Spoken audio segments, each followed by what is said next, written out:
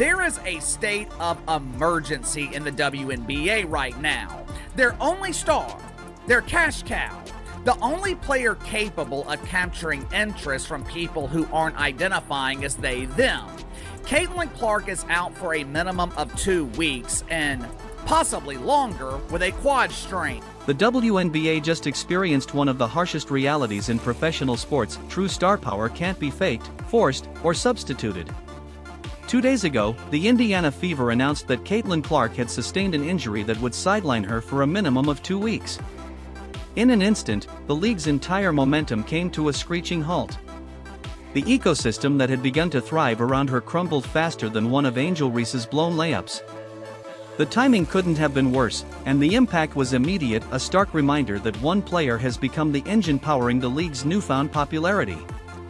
Wasn't any worry going on in the WNBA executive offices? If there was no worry, oh, people aren't going to turn off, oh, people are still going to show up. If that was the thought that they were having up there in WNBA La La Land, well, now might be the time to hit the panic. Ticket prices for the much-anticipated Indiana Fever vs. Chicago Sky game at the United Center crashed by an astonishing 71% in just 24 hours.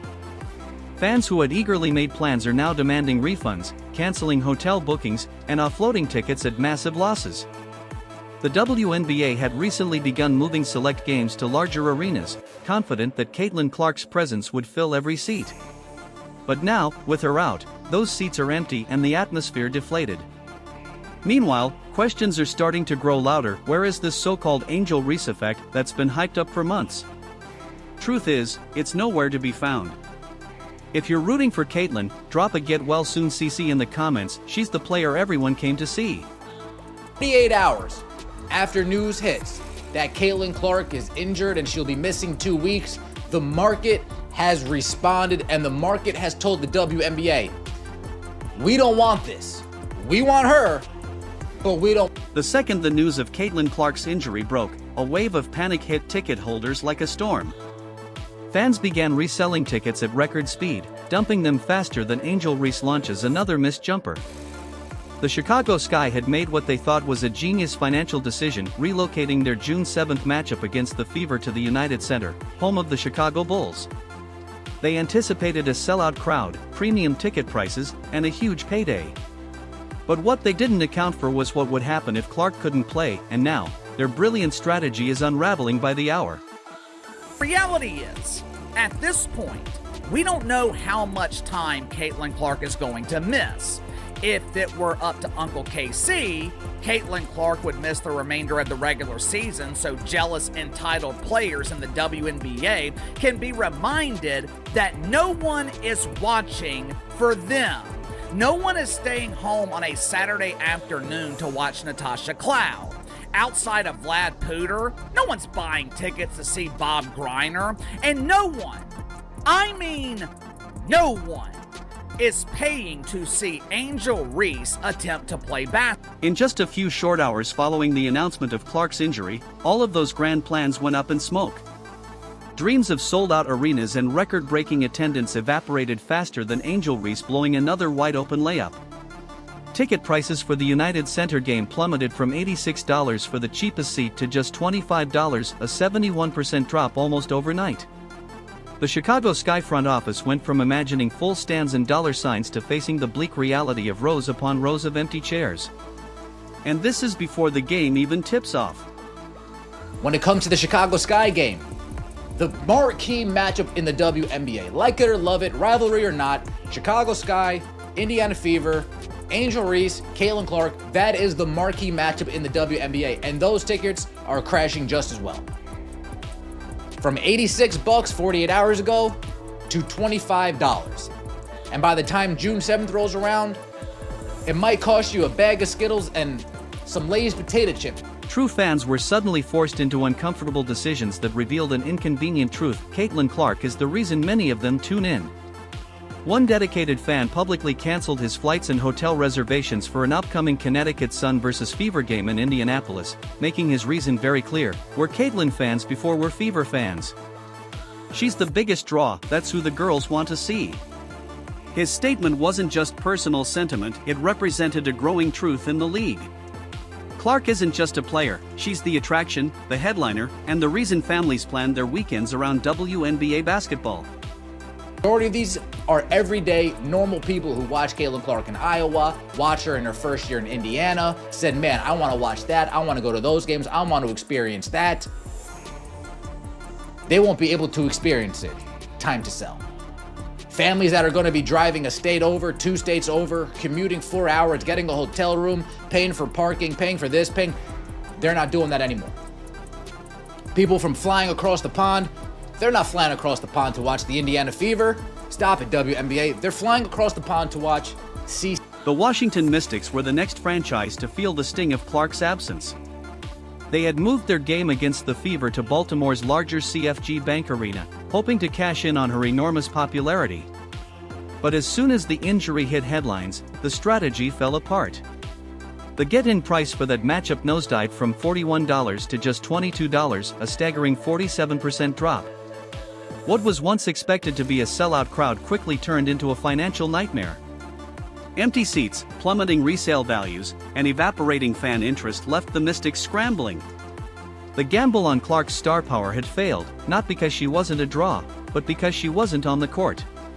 Indiana Fever ticket prices to games over the next 2 weeks have dropped 42% since Caitlin Clark's injury announcement, an average ticket price of $137, all the way down to $80.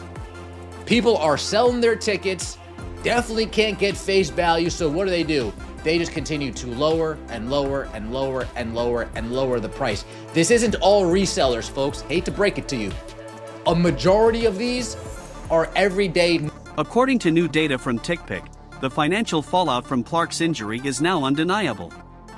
Average ticket prices for the 4 games she's expected to miss dropped drastically, from $137 down to $80 across the board. This wasn't a small dip or typical fluctuation, it was a collapse. Teams who had structured entire promotional efforts around Clark's appearances are now facing half-filled arenas and an avalanche of refund requests from frustrated season ticket holders. The numbers paint a crystal clear picture. This isn't just about losing a good player. This is about the WNBA losing the player. Caitlin Clark isn't simply another rising star, she is the show, the reason casual fans buy tickets and plan weekends around women's basketball. Angel Reese, Under Pressure. When you think about it, there have been so many classic songs written about the WNBA dump. Obviously, Under Pressure by Queen and David Bowie, which directly applies to what Angel Reese and her colleagues are going through right now. An immense amount of pressure to carry this dump of a league while Caitlin Clark recovers from a quad strain. Back in Chicago, Sky fans were left wondering why their own marquee player couldn't deliver even a sliver of the buzz Clark does. Despite all the media coverage and hype surrounding Angel Reese, her presence hasn't once caused a surge in ticket prices, changes in travel plans, or arena upgrades. The difference is glaring. When one player's absence causes a financial crisis across the league, and another's presence barely registers outside her team's fanbase, the contrast becomes impossible to ignore. The broadcast metrics tell the full story, and it's one that should make the rest of the WNBA uneasy. In the 2024 season alone, Clark was responsible for 26.5% of all WNBA engagement, including attendance, merchandise sales, and television ratings. That's one player driving more than a quarter of the league's entire ecosystem. With Caitlin Clark injured, the WNBA will be reliant on their other stars to carry the league. I'm not just talking about ratings, I'm not just talking about attendance. The WNBA will be reliant on their other stars to maintain the interest of the mainstream. With Angel Reese being the only player with mainstream name recognition, most of the pressure, it is going to be on her to perform. And we have plenty of evidence that proves Angel Reese is not qualified to carry the league. Let this sink in. Of the 23 WNBA games that surpassed 1 million viewers this season, Caitlin Clark was featured in 20 of them. That's not a trend, that's domination. When Clark's on the court, fans show up in person and on screen. When she's not, the numbers plummet. Her games averaged an astonishing 1.178 million viewers, while all other WNBA games without her averaged just 394,000, barely a third. This isn't a small difference, it's a massive chasm. No other player even comes close to generating that level of interest. Her mere presence boosts viewership by hundreds of thousands. That's not hype, that's hard data. He's saying, oh, well, the teams aren't really going to suffer. They already sold the tickets. No. You don't understand. If the Chicago Sky moved into the United Center, and let's say resale-wise, they sold all 19,000, well, when only 9 to 10,000 show up, they're losing merchandise sales, they're losing food sales, they're losing beverage sales, they're losing big. They took a big gamble to get into that arena, and they're losing big because it's not going to be full, and those people aren't going to be buying things there. WNBA teams and television networks built their schedules with one name in mind, Caitlin Clark. National broadcasts were centered around Indiana Fever matchups for a reason. She consistently brought in numbers that no one else could. In 2025, 41 out of 44 Fever games are set to air nationally, by far the most in the league. Networks like ESPN tailored their entire women's basketball strategy around her, banking on her to deliver the audience. But with her injured, those same networks are now facing a brutal reckoning. The 3 non-Clark games that managed to break 1 million viewers? Those were playoff matchups or opening night games with massive advertising budgets. Meanwhile, regular games featuring other supposed stars rarely exceed 300,000 viewers. Clark's baseline viewership is double that, without any special promotions. Angel Reese might rack up double-doubles, but the ratings say her games are still stuck in the league's old, stagnant era. Weeks ago, last year, if you wanted to get a glimpse of Caitlin Clark, try to get that autograph, it would have cost you $300 to get in the building. It would have cost you $200 to get in the building, $500 to get in the building, and then you got to fight to get close enough. Now you have a pretty good opportunity. $25 to get in the building. Let me make my way down because nobody's going to be there. Hey, Caitlin. And she loves her fans, so she's going to sign. She loves her. Hey, Caitlin, I came all the way. Can I get an autograph, please? It sucks you don't play. Oh, yeah. Sign. So, for those that are looking for a Caitlin Clark autograph, now might be your best chance to get that at a reasonable price. Remember all the talk about the so-called Angel Reese effect? People claim she was drawing huge crowds and transforming interest in the WNBA. Well, this recent injury to Caitlin Clark completely shattered that narrative. Reese had previously tried to downplay Clark's influence on the league's rising popularity, suggesting that the growth was a collective effort by multiple players. She painted a broader picture, implying that several stars were equally responsible for attracting new fans to women's basketball. But this situation has proven otherwise. Sources are telling me that Mama Reese demands free tickets. The Chicago Bravado, they happily oblige because they're also giving away free tickets to the other dozen or so people that show up. Clark's injury has inadvertently created a natural case study, a rare chance to measure who actually drives fan interest in the WNBA. And the results are already in. The viewership data speaks for itself. Clark brings in casual fans that no other player can attract. It doesn't matter how many rivalries the league tries to fabricate or how many storylines the media attempts to spin, you cannot manufacture authentic star power. The idea that a rising tide lifts all boats only works when Clark is still in the water. Without her, the WNBA risks returning to its previous status as a niche product, overlooked by the broader sports audience. Television networks are now dealing with the consequences, scrambling to fill empty time slots and answer to disappointed sponsors. Clark wasn't just helping the WNBA grow, she was the growth. Angel Reese is now quoted as saying, "I'll look back in 20 years and be like, yeah, the reason why we're watching women's basketball is not just because of one person." She refuses to say Caitlin Clark's name. "It's because of me too, and I want you to realize." So when Clark went down with her injury, where exactly was that Reese effect that was supposed to keep fans engaged and invested? Look at the data. Chicago Sky's ticket sales for non-Fever games didn't budge, they stayed flat, at mediocre levels at best. Even in their own home city, attendance failed to show any significant bump. If Reese really had this star power, wouldn't Sky fans still pack the stands, especially when she wasn't facing off against Clark? Apparently, that drawing power was more about the rivalry than her solo presence. Sorry, young lady, nobody knows who you are. Nobody would be watching the WNBA additionally for you. This is all about Caitlin Clark. Caitlin Clark is bringing the money to the game, the planes to the game, the TV viewership. The WNBA is on fire because of Caitlin Clark. It's easy to be impressed by social media numbers, and yes, Angel Reese has millions of Instagram followers. But let's be real, those metrics don't convert into real-world impact when it comes to actual ticket sales or TV viewership.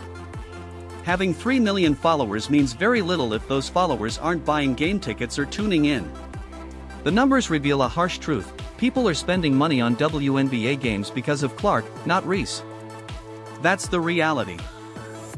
Even though the mainstream media wants us to believe that Angel Reese is a huge star, we have years of evidence that proves otherwise. Like I say all the time, there is a huge difference between a star and a draw. You can be a star, you can be famous, and still not be able to draw flies to a fresh This might sting for some fans, but here's the truth: Angel Reese needs Caitlin Clark a lot more than Clark needs Reese. Their rivalry only gets media traction and fan interest when both are actively playing. Take Clark out of the equation, and suddenly Reese's games fall right back into the background noise that defines most WNBA matchups.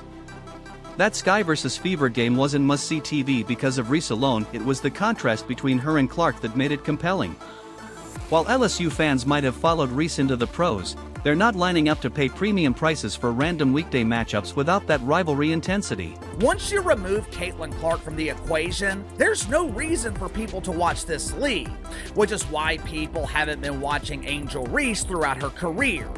Her final season at LSU, this was the pinnacle of her drawing power. Angel Reese was coming off of winning a national championship.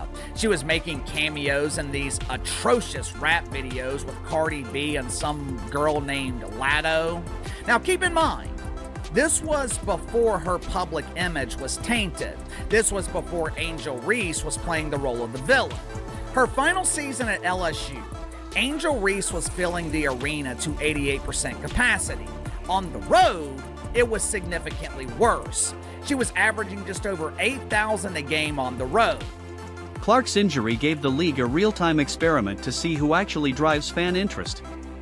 And the results weren't even close. Once Clark was sidelined, ticket prices plummeted and overall enthusiasm nosedived. Meanwhile, games that only featured Reese saw no significant bump. They continued with their usual low turnout and flat TV ratings. This was the ultimate test case, and it exposed just how one-sided the star power truly is. Her rookie year with the Chicago Bravado, the numbers were eerily similar. It was around 88% capacity. Angel Reese averaged around 8,700 a game. Going into 2025, Angel Reese was the only star in the secondary dump unrivaled. For the first time in her career, it was her opportunity to prove that she could draw. It was her opportunity to prove that she did not need Caitlin Clark to draw an audience. What was the end result? Unrivaled averaged 221,000. This whole situation made it crystal clear: you can't manufacture real star power with social media hype or carefully crafted media narratives. Either you fill arenas and spike ratings, or you don't. Mainstream media can push the Reese storyline all day long, but Clark's absence revealed the uncomfortable truth: Reese just doesn't pull audiences on the same level. There's a big difference between being famous and being a true draw in professional basketball. That distinction has now been exposed. Angel Reese, she's great at creating stories. She knows how to manipulate the media. Girl, if this dump don't give me a raise, I'll refuse to play. We gon' clap back at them haters. We gon' tell Adam Silver to give us our bag. Yeah, Adam Silver is gonna give you a bag. He's gonna give you a grocery bag and tell you to load it in the person's car who actually had the money to buy the groceries. Now, the Indiana Fever are staring down their toughest stretch of the season without their franchise star. The question is, can they survive it all without Clark? She was their leading scorer, their playmaker, their spark. They averaged over 90 points per game with her on the floor, and now they've got to find a way to replicate that output without the player who made it all work. Replacing her production isn't just about stats, it's about rebuilding the entire system. So I think that's the advantage of our depth, right? And we, Sophie had injury early as well. I think it's the advantage of us, the depth that we added in the offseason, that we're equipped. Certainly we'd rather have it early than late. It's a great opportunity for our team to find an identity. It's a great opportunity for our team to play in a different. Veteran Kelsey Mitchell now steps into the limelight. She'll have to shoulder most of the scoring burden while absorbing all the defensive pressure that usually goes to Clark. Teams that once crafted entire defensive schemes to stop Clark are now targeting Mitchell. That means she'll face double teams, quicker traps, and much tougher defensive coverages. Last season, Mitchell averaged 19.2 points per game, but now, she may need to push 25 a night, all while staying efficient and consistent. It's a tall order. I don't think we change how we play. I think we change what the emphasis is, right? Our off-ball actions as opposed to some of our on-ball actions. When we get to our on-ball actions, utilizing our personnel in a different way. You might not see as much of AB getting the ball on a dive and a pick and roll as you would in some of the other off-ball screening actions that get her to that point. Or where our shots come from. A lot of times with C and the ball in her hands, our shots are coming up off the break. Right now, we might get the ball moving inline to inline when we're moving it side to side. So I don't think it changes how we play. I think it just changes the emphasis on the actions that we get to. Meanwhile, Aaliyah Boston becomes the centerpiece of the interior attack. With Clark gone, defenses can collapse the paint more aggressively since they no longer have to worry about deep perimeter threats. That means Boston is going to see more traffic and more physical defense down low. She'll need to make the most of every post touch and focus on cleaning the glass for second chance opportunities. The Fever coaching staff faces a major challenge too. Do they change their up-tempo identity that relied on Clark's pace-pushing vision? Or do they gamble and try to maintain it without her? It's a high-stakes decision. I also think it's a great opportunity for Caitlin to watch the game from the sideline and to grow in almost like a coaching kind of mindset and see some different things that we might be talking about on film, addressing in practice to see it develop in live action. This situation also opens the door for other players like Lexi Hull and Sophie Cunningham to step up. But so far, the difference without Clark is glaring. Hull will need to knock down outside shots consistently, while Cunningham has to take on more ball handling and playmaking duties. The truth is, keeping this team around the .500 mark might actually be their best-case scenario without Clark. These next few matchups against Washington, Connecticut, and Chicago were originally circled as momentum builders. Now, they're about survival, just trying to stay afloat until Clark returns and saves the season. Things when you think about Caitlin and her not wanting to miss games. Obviously, she's a competitor and wants to play. Obviously, everyone wants to watch her play. But for me, it's maintaining perspective, right? It's making sure that we address this in a way that doesn't affect long term. That we take care of it. Don't over push. Don't overexert. Making sure that we take the long game approach to this, so that we're not having lingering issues throughout the course of the season. And I'm glad that sometimes great players don't tell you when they're hurting. I'm glad that she did, because we need to nip this in the bud. Ultimately, this injury was a wake-up call for the WNBA. The league had built so much of its recent success around Caitlin Clark, and it turns out, that was a fragile foundation. Her absence has exposed just how shaky the momentum really is. But it also proves just how vital she is to the league's future. When she returns, fans, networks, and franchises will value her even more than before. The Fever desperately need her back to stay playoff relevant. And the WNBA as a whole needs her healthy to keep the growth going. Drop a get well soon, CC in the comments if you agree. Like, subscribe, and hit the bell so you don't miss our next update. Click the video on screen, we'll see you there.